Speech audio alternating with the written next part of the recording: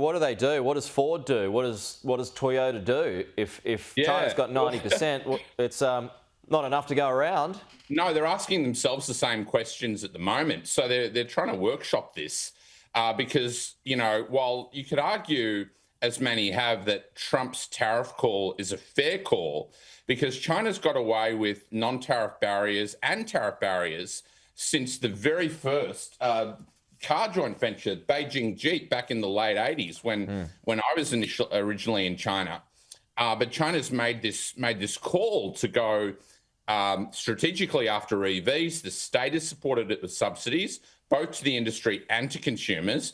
China has the two biggest suppliers of batteries in the world in Cattle, a contemporary Amprex Technology Limited, which just listed very successfully on the Hong Kong Exchange, and also BYD, which Elon Musk was laughing at a decade ago. Yeah. The former company that they used to make batteries for mobile phones. Now they're one of the two big battery players for EVs.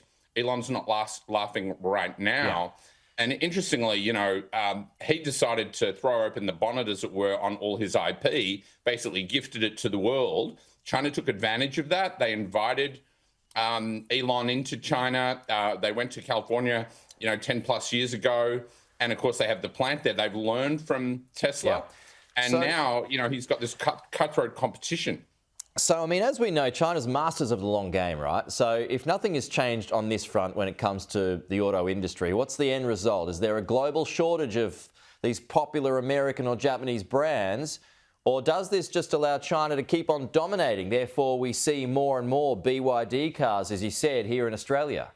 Well, we will see more, and we are seeing more. Their market share is growing. You can get a very good quality, say, Chery, for example, which was born out of a joint venture between GM and SAIC Motor in Shanghai 20-odd years ago. And interestingly, GM accused Chery of stealing their IP from the Chevy Volt. And if you notice Chery, the brand name, there's only one letter difference between Chevy and Chery. Yeah. But you're absolutely right. And so the West, or the rest, if you like, has got to look at recycling.